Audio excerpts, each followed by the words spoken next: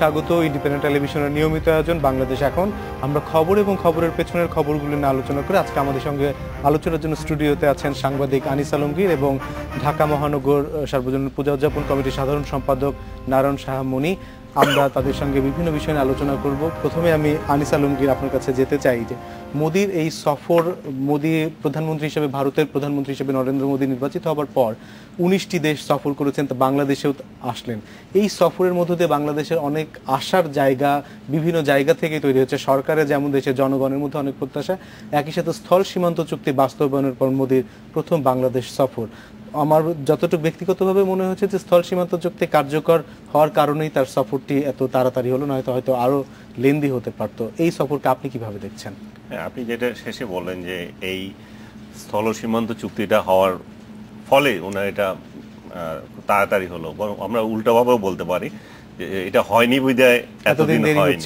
কারণ উনি ভারত, তার প্রতিবেশী যে রাষ্ট্রগুলো আছে, ইভেন কি খুব ক্ষুদ্র প্রতিবেশী নেপাল, ভুটান, সেসব দেশেও কিন্তু উনি সফর করেছেন এবং আপনি উল্লেখ করেছেন যে প্রায় 19টি দেশ, 16টি দেশে প্রায় এর মধ্যে উনি ভিজিট করেছেন।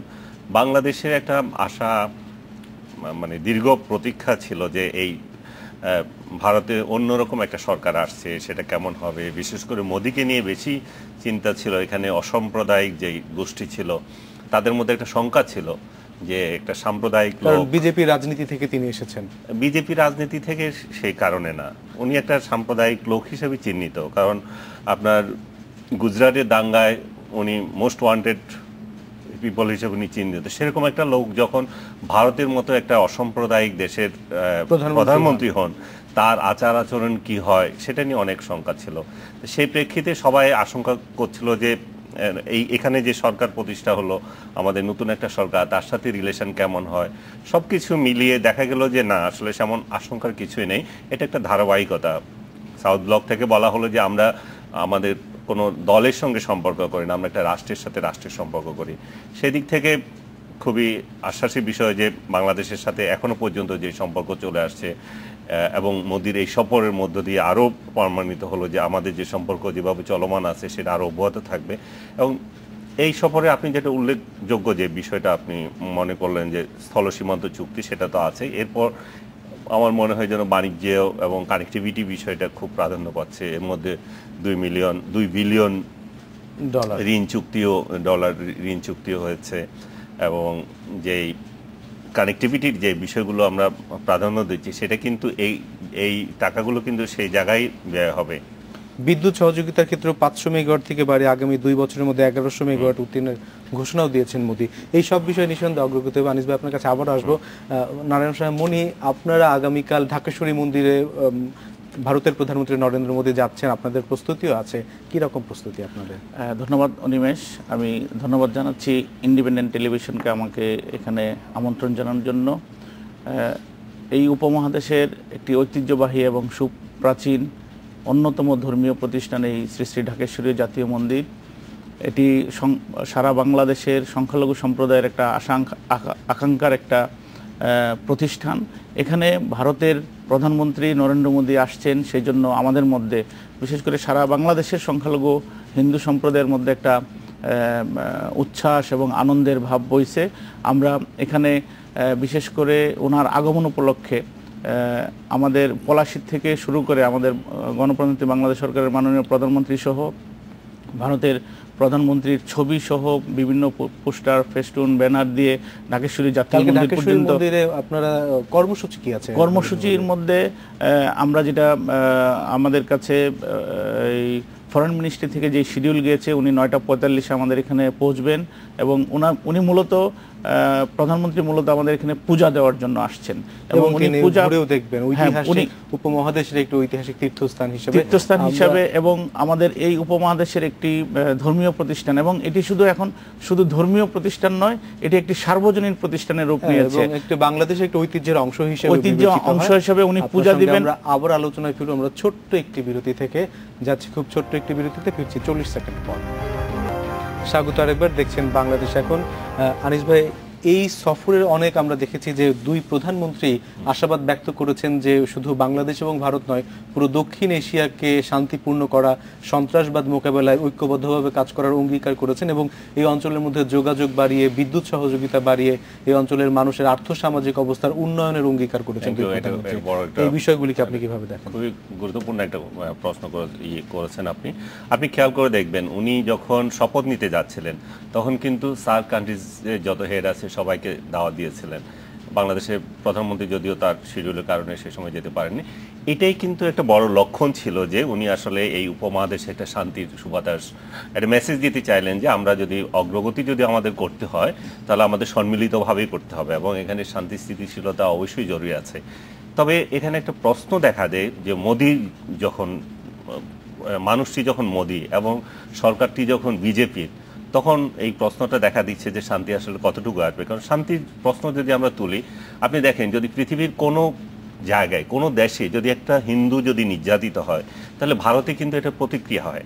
সে একই বিষয় যদি পৃথিবীর কোনো প্রান্তে যদি কিংবা ভারতে যদি কোনো একজন মুসলিম নির্যাতিত হয় তাহলে সেটারও কিন্তু প্রতিক্রিয়া হবে। আজকে ভারত উনি ক্ষমতায় আসার আগে ঘোষণা দিয়েছিলেন যে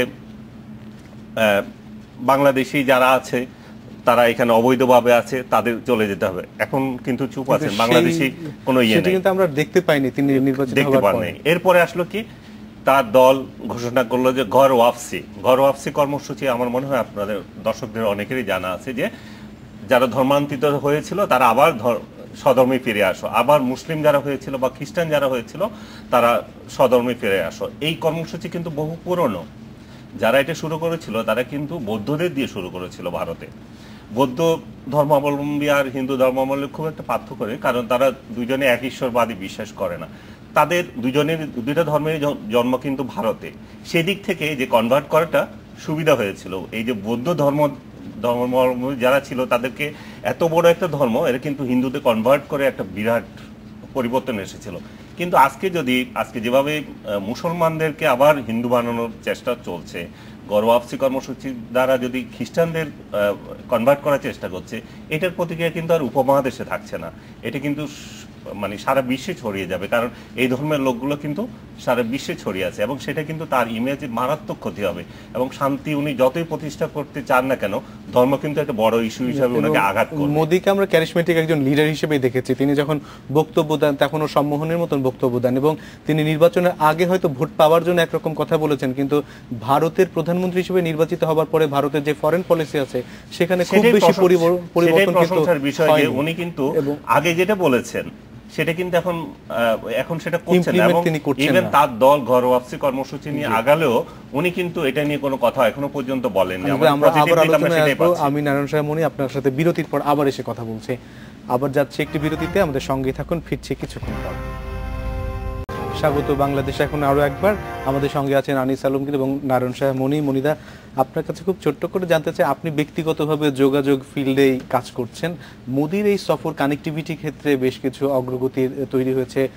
কলকাতা ঢাকা আগরতলা বাস সার্ভিস এবং কলকাতা শিলং গুয়াহাটি বাস সার্ভিস, এইগুলি নিয়ে একটি যোগাযোগের ক্ষেত্রেও তৈরি হচ্ছে। বাংলাদেশের মানুষ এবং ভারতের মানুষ, দুই অঞ্চলের মানুষের ক্ষেত্রে এই সফর কতখানি অগ্রগতির জায়গা তৈরি করছে? হ্যাঁ, অবশ্যই একটি ইতিবাচক প্রভাব সারা বাংলাদেশে ফেলবে। ইতিমধ্যে আপনারা লক্ষ্য করেছেন এই মোদির আগমন উপলক্ষে সারা বাংলাদেশে যে একটা উত্তেজনা, টানটান উত্তেজনা চলছে। এর আগে কোনো প্রধানমন্ত্রী বা কোনো ভিভিআইপি বাংলাদেশে আসলে পরে এতটা উত্তেজনা ছিল বলে বা মানুষের যে আশা আকাঙ্ক্ষা ছিল এটা আমাদের জানা নেই। তো আমরা আশা করছি উনি বিভিন্ন প্রায় 20টার মতো চুক্তি হবে, সেখানে বিশেষ করে ট্রানজিট চুক্তি হবে, তা আরও অনেক অনেক হয়ে গেছে, অলরেডি হবে। আমরা চাই যে এই চুক্তির মাধ্যমে মানুষে যে একটা কানেক্টিভিটি সেটা বাড়বে। আপনি বলছিলেন যে মোদি একজন ক্যারিসমেটিক লিডার এবং ওনার ক্যারিসমেটিক লিডার তার পাশাপাশি উনি যে কার্যকলাপগুলো সেটাও একটা উনি সেখানেও ক্যারিসমেটিক লক্ষ্য করি। তার পাশাপাশি আপনাকে আরেকটি বিষয় বলতে চাই, মোদি সরকারের 1 বছর পর উনি আসছেন এবং আপনি জানেন যে আমাদের জননেত্রী শেখ হাসিনাও তার দৃঢ় রাজনৈতিক অভিজ্ঞতার মাধ্যমে এই মোদী সরকারের সাথে সকল বিষয় নিয়ে যেভাবে আপনার এই ল্যান্ড বাউন্ডারি এবং তারা দুই নেতাই একইভাবে বলেছেন যে ঐতিহাসিক একটা অগ্রগতি হবে। আনিস ভাই, আপনার কাছে জানতে চাই যে আমরা বিভিন্ন ক্ষেত্রে দেখি যে সরকারি দল যা করে বিরোধী দল অথবা বিরোধী রাজনৈতিক দল তার বিরোধিতা করে, কিন্তু মোদী সফরকে ঘিরে বিএনপিও কিন্তু স্বাগত জানিয়েছে এবং বিএনপির রাজনীতি এক ধরনের ছিল, সেখানে আমরা দেখেছি যে প্রো ইন্ডিয়া ছিল তারা কিন্তু এখন ভারতের পক্ষে অনেক বেশি কথা বলছে। এন্টি ইন্ডিয়া ছিল, এখন প্রো ইন্ডিয়া হচ্ছে, এটা বলতে চাই। হ্যাঁ, এন্টি ইন্ডিয়া ছিল, সেখানে প্রো ইন্ডিয়া হয়েছে এখন। হ্যাঁ, এটা একটা বাংলাদেশের রাজনীতির জন্য খুবই পজিটিভ দিক। আমি বলবো বাংলাদেশের স্বাধীনতার পরে একটা শক্তি গজিয়ে গেল, তারা ইন্ডিয়ার বিরোধিতাটাই তাদের রাজনীতি হলো। তারা দীর্ঘদিন ক্ষমতায় ছিল, তাদের রাজনীতিটাই ছিল যে ইন্ডিয়ার বিরোধিতা করা। আসলে প্রতিবেশীর সাথে বিরোধিতা তো কোনো রাজনীতি হতে পারে না। আমার স্পেসিফিক ইস্যুতে আমি ইন্ডিয়াকে বিরোধিতা করতে পারি, সেটা আওয়ামী লীগ হলো করবে, বিএনপি হলো করবে, যে শক্তি হোক। আমরা চাই যে সেই দৃষ্টিকোণ থেকে আমাদের স্বার্থ সংশ্লিষ্ট বিষয়গুলো আমরা বিরোধিতা করবো, কিন্তু না, ইন্ডিয়ার সব কিছু খারাপ। ইন্ডিয়া আমাদের দেশ দখল করে নেবে, ইন্ডিয়াকে ট্রানজিট দিলে এখানে সামরিক হস্তক্ষেপ হবে, ইন্ডিয়া যদি বাংলাদেশে গণতন্ত্র ফিরিয়ে আনার ক্ষেত্রে মোদির কাছে বিএনপি সুপারিশ করবে, মানে বাংলাদেশের মসজিদগুলোতে উলুধ্বনি শোনা যাবে, এরকম কত ননসেন্স কথা আমরা শুনেছি, কিন্তু বাস্তবতা তো তা না। এবং আজকে বলবো যে আমি বিএনপি যখন এই অবস্থান থেকে সরে এসছে, এটা বিরাট একটা পজিটিভ দিক। এই জন্যই যে আমরা এখন ইন্ডিয়ার সঙ্গে দেন দরবারে অনেক শক্তিশালী হয়ে কিছু করতে পারবো। আগে আওয়ামী লীগ একটা জিনিস দেন দরবার করছে, বিএনপি এটার প্রতিবাদ করছে, এখন দুই দলেই মিলে একই সুরে এটা যখন কিন্তু আবার বিরোধিতা জায়গা তুলে আনবে, তখন আমরা লাভবান হব। বিএনপি বলছে যে বাংলাদেশে গণতন্ত্র নেই এবং মোদির কাছে গণতন্ত্র ফিরিয়ে আনার জন্য তারা বলবে যে বাংলাদেশে যাতে গণতান্ত্রিক, সেটা তাদের রাজনৈতিক দৃষ্টিভঙ্গিতে তারা বলতেই পারে। তাদের বাংলাদেশে কিভাবে গণতন্ত্র নেই তারা নিশ্চয়ই সেটা ব্যাখ্যা করবেন, এবং সেই ব্যাখ্যায় তাদের নিশ্চয়ই তারা কোনো যুক্তি উত্থাপন করবেন। কারণ বাংলাদেশের বিগত যে নির্বাচনটা আছে সেটা নিয়ে যেহেতু প্রশ্ন আসছে, সেই প্রশ্ন তারা তুলতেই পারে। এবং গণতন্ত্র নেই, গণতন্ত্র তাহলে কিরকম সেটাও নিয়েও প্রশ্ন আছে। গণতন্ত্র কি শুধু আমরা নির্বাচিত হলাম জনগণের ভোটে, তারপরে বসে বসে খেলাম আর চুরি করলাম, সেটাই কি গণতন্ত্র কিনা? সেই নিয়ে ভোটাররাও তো সেই প্রশ্ন তুলবে। আপনি কি তাই মনে করছেন?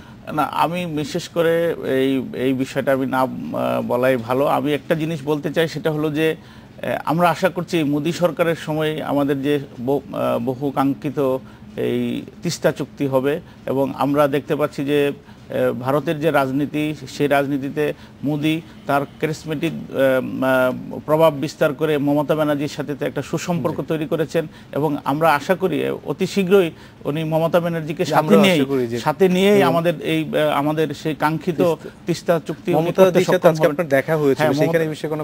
মমতা দিদির সাথে আমাদের দেখা হয়েছে। উনি আমাকে ফোন করে বলেছিলেন যে তুমি ঢাকেশ্বরী মন্দিরে আমার নামে পূজা দাও। তারপর উনি বলছেন আপনি যদি পারেন আসেন, আমার সাথে দেখা করেন। তিস্তার ব্যাপারে কিছু বলেছেন? আমরা যখন চলে আসি তারপরে আমরা দিদিকে বলছি, দিদি আপনি আমাদের দেশের মানুষের একটি আকাঙ্ক্ষা, সেটা হলো যে তিস্তা চুক্তি যেন বাস্তবায়ন হয়, সেখানে আপনি একটা উনি কি বললেন ভূমিকা রাখবেন। আমি তো ল্যান্ড বাউন্ডারি চুক্তির ব্যাপারে আমি সহযোগিতা করেছি, এবং আমি নিশ্চয়ই বাংলাদেশের সাথে একটা সুসম্পর্ক তৈরি করব, এবং তিস্তা চুক্তিতেও আমরা আশা করছি যে তিস্তা চুক্তি অচিরেই সম্পন্ন হবে। তো এই সহযোগিতার ক্ষেত্রটি আরো উদার হবে, যেটি দুই প্রধানমন্ত্রীও বলেছেন যে 154টি অভিনব নদীর বিষয়ে তাদের আলোচনা হয়েছে। আনিস আলমগীর এবং নারায়ণ শাহ মুনে, আপনাদের দুজনকে অসংখ্য ধন্যবাদ জানাচ্ছি আমাদের সঙ্গে যোগ দেওয়ার জন্য। এই ছিল বাংলাদেশ এখন আজ। দেখা হবে আগামীকাল একই সময়। শুভরাত্রি।